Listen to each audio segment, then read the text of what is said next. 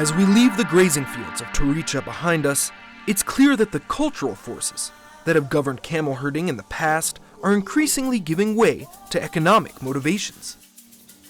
During my father's time, people don't sell the bulls. But now, the dynamics is changing. A lot of camels are being bought. The big bulls has been sold off. Evidence of the surge in live animal sales litters the northern countryside, with train after train of Kenya's multi-million animal herd being dispatched to the export market each week. Demand in Kenya for camel meat products is still relatively low, while Middle Eastern countries have a huge appetite for the stuff, along with some very deep pockets. Those dynamics have led to the largest marketplace for live camels in East Africa to crop up here on Kenya's northern border with Ethiopia. The live animal trade of the camels has been taken over by Ethiopia. Most of the camels are coming from Somalia, Kenya, going through Ethiopia to Djibouti. Hiyo safari gamia kwanza anabeba kutoka hapa yani na lori akifika Addis Ababa anatarmusha sasa kukanyaga mguu mpaka Djibouti. Djibouti sasa ni meli. Anapandishwa meli kutoka hapa. Ndio anaenda ile ardhi anaelekea au Saudi ama Yemeni ama nini. Ndio ataenda.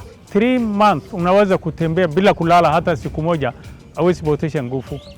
It's been a busy morning of trading here at the camel market in Moyale on Kenya's northern border with Ethiopia. And it's a striking thing to experience. The sights, the sounds, and the smells are all very powerful. There's also a powerful sense of opportunity. Any one of these animals can sell for 50, 60,000 shillings or more. It's an enormous cash windfall for the traders who bring their animals here and represents an important part of the economy for this region. An elder, just typical Gabra elder in the village, he has about 10 bulls or 6 bulls or 5 bulls. When he sells 3, that's 120. And he don't have a jacket. He pushed the money in his shirts, you see.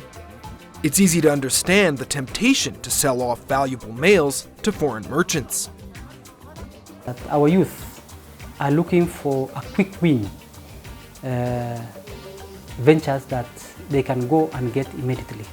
But is it the best way to capitalize on this precious resource?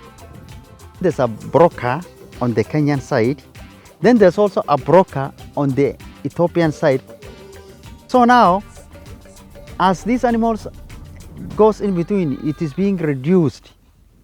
The prices is always affected by the brokers. The middlemen are the ones who are normally exploiting the farmers. Mali tunatoa ni bei kali, mali tunapeleka ni bei ni kidogo. Na hapo hii mali inatoka nje.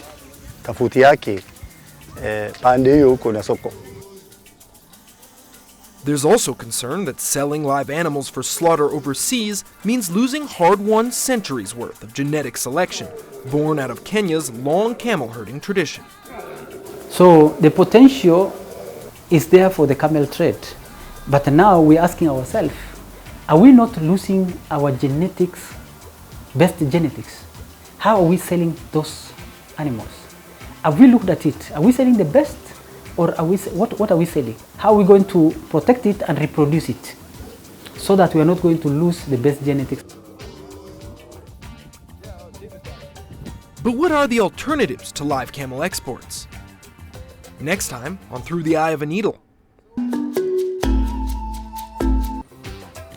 Here in Isiolo in Kenya's north is one of the country's first specialized slaughter facilities for camels. Nyama ya gamia ni bei kali kuliko ya mbuzi na ya gamia. Butcher kama hii inaweza kwa nyama gamia 5 mara moja. Slaughtering camels domestically rather than selling them abroad. The skin is being left with us here. The head is being left with us here. The hooves are left with us here. The only thing we are selling to them is the carcasses.